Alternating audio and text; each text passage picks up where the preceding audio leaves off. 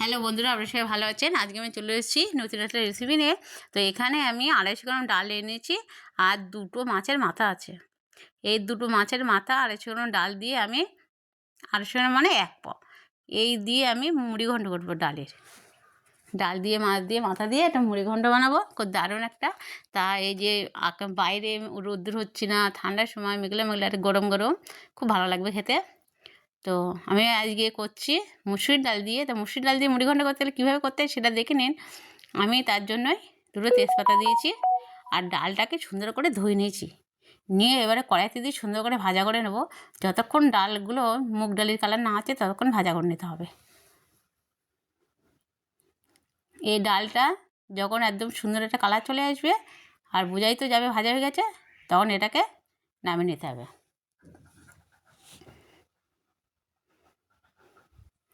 আমি এটাকে সুন্দর করে ভাজা করে নিচ্ছি ডালটাকে। আর ধুয়ে তো অবশ্যই নিতে হবে, ধুয়ে নিয়েছি ভালো করে।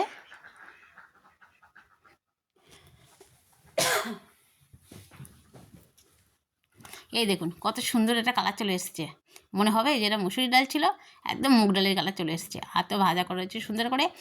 এবারে করতে হবে একটু একটু গরম জল করলে হয়, ঠান্ডা জল করলে হয়। তা আমি একটু গরম জল করে নিচ্ছি, নিয়ে গরম জলের মধ্যে দিয়ে দেবো, সিদ্ধ করে নেবো।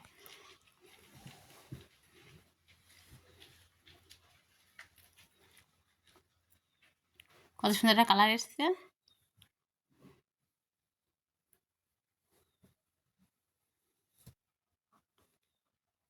আর ওই যে গরম জলে ফুটছে, এত ভাব উঠছে যে বোঝাই যাচ্ছে না কিছু। যাই হোক, ওর মধ্যে আমি ডালটা দিয়ে দিচ্ছি সিদ্ধ করার জন্যই।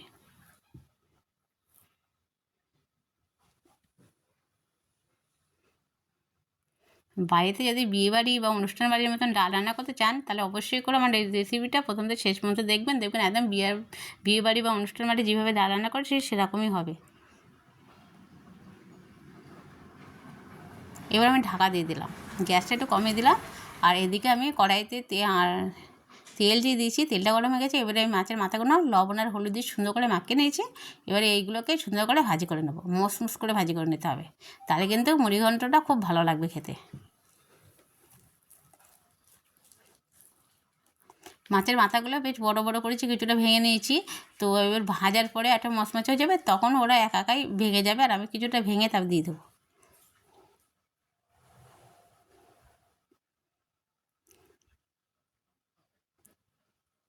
সুন্দর করে ভাজা করে নিতে হবে, একেবারে তো ভাজা করা যাবে না, আর একবার ভাজা করে নিতে হবে। তো আমি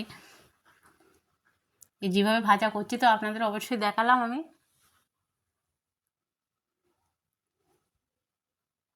এই সুন্দর করে এবার সব দিয়ে দিয়েছি। এবারে ওই পিঠটা সুন্দরভাবে ভাজা হয়ে যাওয়ার পরে তারপরে উল্টে দিতে, যেভাবে মাছ ভাজা করা হয় সেইভাবে করে নিতে হবে।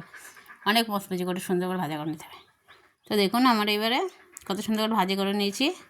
তো উল্টে দিয়েও দেখাচ্ছি, দেখুন মাথা কিন্তু দুভাগ করা, আবার একটু ভেঙে ভেঙেও নিয়েছি। কত সুন্দরভাবে ভাজাটা হয়েছে, কোথাও একটু কাঁচা নেই।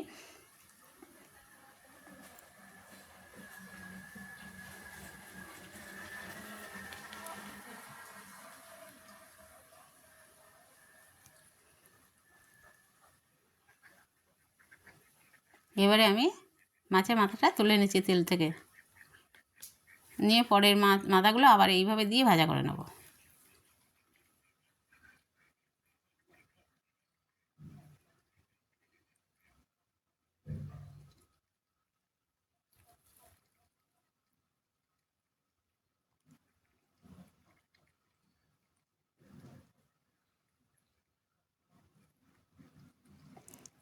এবারে বাদবাকি মাথাগুলোও আমি এইভাবে ভাজি করে নেবো। আর একবার তো ভাজা করে দেখে দিয়েছি, এটাও দেখুন ভাজা হয়ে গেছে, তুলে নিচ্ছি। একেবারে সুন্দর করে ভাজা করে নিয়েছি। তা ডালটা ভালো লাগবে, মাছগুলো যত সুন্দর করে ভাজা করে নেবেন তার কাছে। আর মশলা টশলাগুলো যেভাবে দিতে হবে সেইভাবে দিলে সুন্দর হয়ে যাবে। ডালটাকে সুন্দর করে সিদ্ধ করে নিতে হবে, নিয়ে আবার একটু ঘুঁটে নিতে হবে। দেখুন আমার এই যে সব ভাজা করে নেওয়া হয়ে গেছে। আর এবারে আমি ডালটা সুন্দর করে ভাজা করে নিয়েছি, নিয়ে ডালটা সিদ্ধ তো হয়ে গেছে। এবার আমি ওতে দিচ্ছি হলুদ দিয়ে দিলাম, লবণ দিয়ে দিচ্ছি,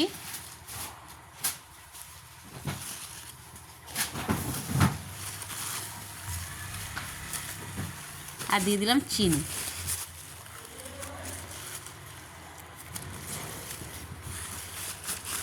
আর দিলাম লঙ্কার গুঁড়ো।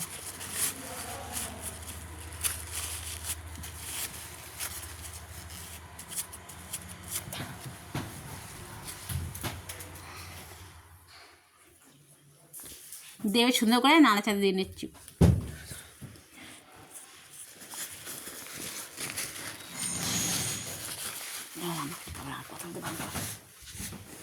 এবারে আবার একটু ঢাকা দিয়ে দিলাম।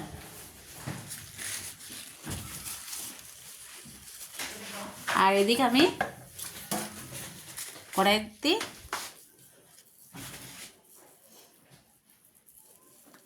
তেল দিয়ে দিচ্ছি। তেলটা গরম হয়ে গেছে, সেই মাছ ভাজার তেলে এবার আমি পাঁচফোড়ন দিলে ভালো হয়, তো পাঁচফোড়ন দিচ্ছি, আমি জিরে ফোড়ন দিয়ে দিলাম। আর এখানে আমি নিয়ে নিয়েছি পেঁয়াজ, আদা আর রসুন।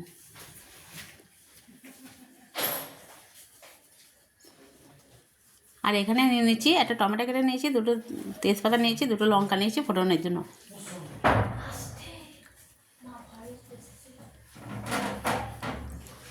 আর এর পেঁয়াজ, আদা, রসুন এগুলো সব আমি দিয়ে দিচ্ছি। দিয়ে সুন্দর করে এইগুলো একটু লাল লাল ভাজে গেলে পেঁয়াজগুলো দিয়ে দেবো, দিয়ে সুন্দর করে ভাজি করে নিতে হবে।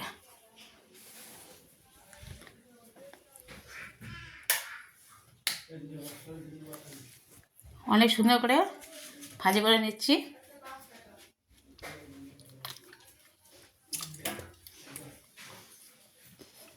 আর এদিকে ডালটা ফুটে উঠেছে, এবার আমি মাছের মাথাগুলোকে দিয়ে দিচ্ছি ডালের ভিতরে।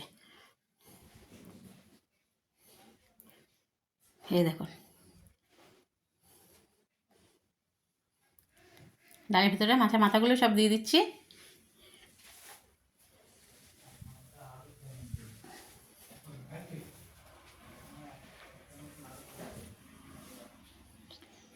সবগুলোকে দিয়ে দেবো, দিয়ে একটু সুন্দর করে নাড়াচাড়া দিলে ফুটটুকটি একা একা ভেঙে যাবে, ভেঙে গিয়ে হয়ে যাবে। সুন্দর মশলা করে ভাজা করা তো, সেই জন্যই এবার নাড়াচাড়া দিয়ে দিচ্ছি।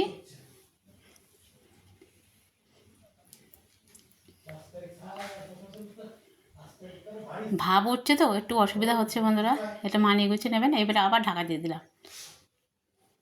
এবার দেখুন আবার একটু দেখাচ্ছি আগলা করে কত সুন্দর ফুটছে। আর এখানে আমার মশলাটা কিন্তু সুন্দরভাবে ভেজে কষিয়ে নেওয়া হয়ে গেছে। এবার মশলাগুলোকে আমি ডালের ভিতরে দিয়ে দেবো। ভাব উঠছে, দেখা যাচ্ছে না, তারপরেও দেখানোর চেষ্টা করছি। ডালের ভিতরে মশলাগুলো সব ঢেলে দিলাম। সুন্দর করে পেঁয়াজ, আদা, রসুন আর টমেটোটাকে সুন্দর করে ভাজি করে নিয়েছি কষিয়ে। এবারে ওর সাথে দিয়ে সুন্দর করে মিশিয়ে দিতে হবে। আর বাকি মশলাটা আছে সেটা দেবো একটু পরে, নামানোর আগে দিয়ে দেবো। ওই বাকি মশলাটা গরম মশলা, জিরে আর ধনেটা দেবো নামানোর আগে। এই দেখো সুন্দরভাবে ফুটে যাচ্ছে। এবার আমি মশলাটা দিয়ে দিচ্ছি, জিরার গুঁড়ো দিচ্ছি, ধনের গুঁড়ো দিয়ে দিচ্ছি, এবার দিচ্ছি গরম মশলা। নামানোর আগে এবারে এগুলোকে দিয়ে দিচ্ছি, দিয়ে দিলাম। দিয়ে সুন্দর করে একটু নাড়াচাড়া দিয়ে নিয়ে দেখতে হবে। আর একটু হালকা ঝোল খেতে দেখতে হবে সব কিছু ঠিক আছে কিনা। আর বন্ধুরা একটু ঝাল ঝাল হলেও বেশি ভালো লাগে। আর কালারটা অনেক সুন্দর এসছে বন্ধুরা, কিন্তু এই যে এই ভাপ উঠছে এত পরিমাণে, আপনাদেরকে আমি ঠিক করে দেখাতেই পাচ্ছি না। এই দেখুন আমি গ্যাসটা অফ করে দিয়েছি নামাবো বলে। এবার দেখুন তাও একটু দেখা যাচ্ছে। এই দেখুন আবার নাড়ালে ভাপ বেরোচ্ছে, এত পরিমাণে ভাপ, তার জন্য দেখাতেই পাচ্ছি না। এবারকে ঢেলে আপনাদেরকে তারপর দেখাচ্ছি গামলাতে। দেখুন বন্ধুরা বড় একটা গামলাকে ঢেলেছি, বিয়েবাড়ির মতনই হয়েছে মুগ ডালটা, মানে মাছের মাথা দিয়ে ডাল। অনেক সুন্দর হয়েছে, অনেক ভালো হয়েছে খেতে। আর কতটা সুন্দর লাগছে দেখুন, কত সুন্দর কালার হয়েছে। তো অবশ্যই করে আপনারা যদি বিয়ে বাড়ি, অনুষ্ঠান বাড়ির যে ডালটা বানাতে হয় সেটা যদি বাড়িতে বানাতে চান, তো অবশ্যই করে আমার ভিডিওটা প্রথম থেকে শেষ পর্যন্ত দেখতে হবে। আর সবাই ভালো থাকবেন, সুস্থ থাকবেন। এই পর্যন্তই আমি এতক্ষণ আপনাদের সাথে ছিলাম, আমি সাথী ব্লগ থেকে। আর একটু লাইক